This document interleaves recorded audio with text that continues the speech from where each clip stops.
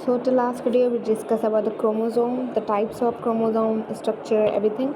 Today we are going to discuss kinds of chromosome, right? I am sure now you would be known what are chromosomes and everything. So we are discussing kinds of chromosomes.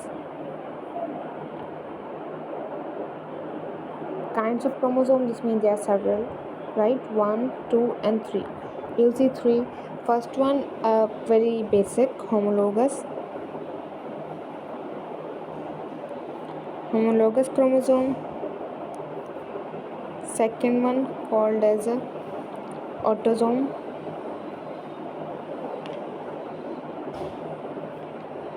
And the last one called as the sex chromosomes.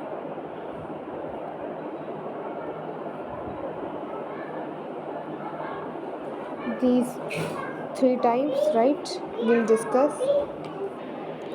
So these three now. Homologous, when we talk about the homo what means same. Logous is simply same structure, but in high plants and animal the chromosomes are always found in pairs, right? Now if we just take human being have 43 chromosomes and 23 in pairs, right? So they are saying in high plants and animal the chromosome would be found in pairs that can be set of male and female. So for 23, which can be again divided into male and female gametes, not gametes but the chromosomes, males and females. When we talk about the male have sex chromosomes basically, which would be XX, and in male we have XY. These are the chromosomes basically. So what is the next? This mean in this homologous, if I just directly tell you, there would be like they simply are quite identical to each other. All chromosomes in homologous are identical and quite same. That's why they're called as homologous. Why is it so? Because two sets of chromosomes are present in that body. Two sets of chromosomes are present. When two sets are present, this means they are called as diploid, 2n. But what will happen when gamete formation, this means gamete formation occurs. Gamete formation, fusion, everything like that occurs. What will happen at that time? Chromosome would be reduced to half. When they become half, they will become 1, and we call them as a haploid. This means during that formation the number of chromosome becomes half when there's a gamete formation, right? So homologous, simply they all are quite identical, everything same, just because they're diploid. But at the time they get division, they get divided into haploid condition. Why is it so? Because the gamete formation is compulsory to be done. Then comes the autosome. So when we talk about the autosomes, what is that? First thing, autosomes are simply chromosomes which do not determine sex of an individual. Chromosomes don't have ability to determine sex of an individual.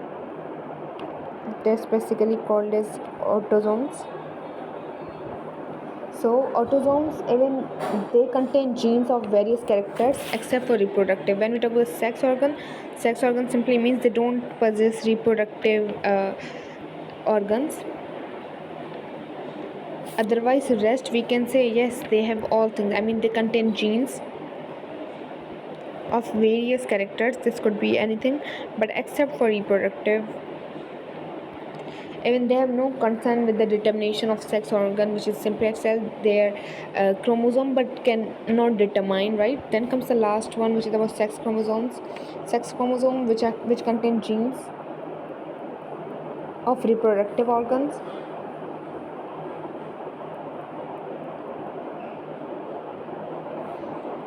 And they determine the sex as well.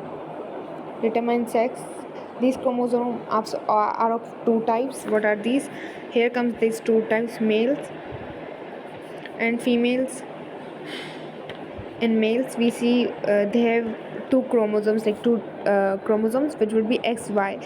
X represent a girl, Y represent boy. right? And females which only have, they have two, but they both would be for girls, right? So this means if girls can fuse with boy, this means it depends from girl, from male, from female it would be compulsory that there would be only one chromosome which would be girl.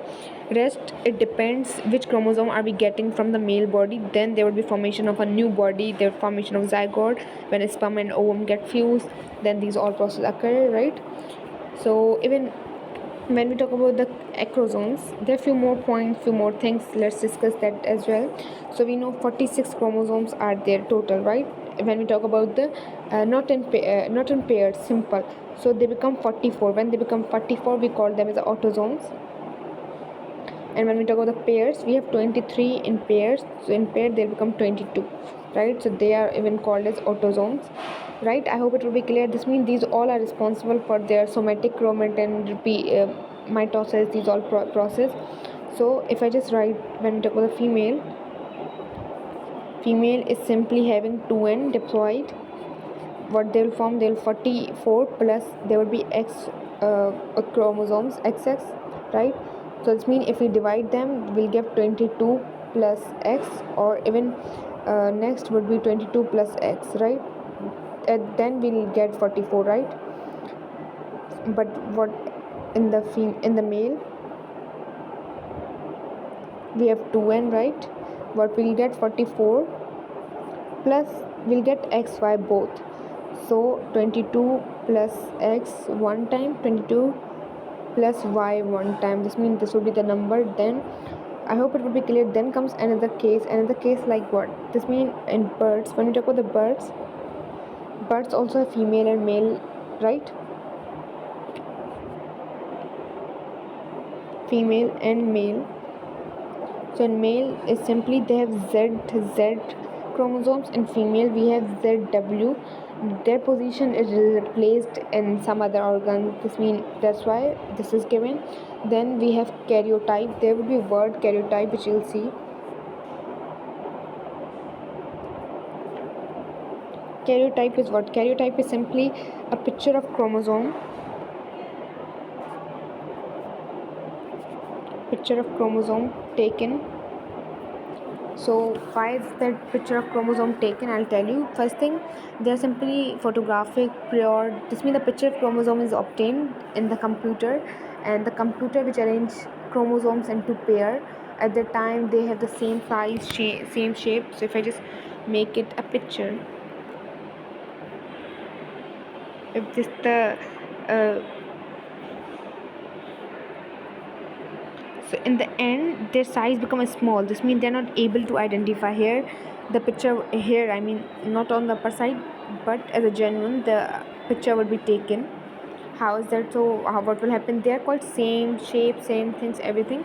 But if you just take example of, it's not visible, just the container. Here we have blood sample.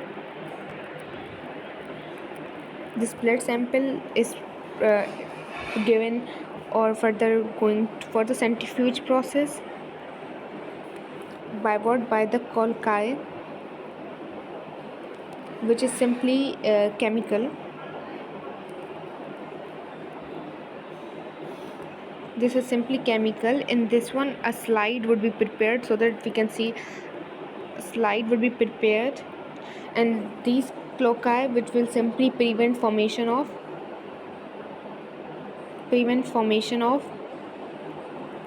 spindle fibers.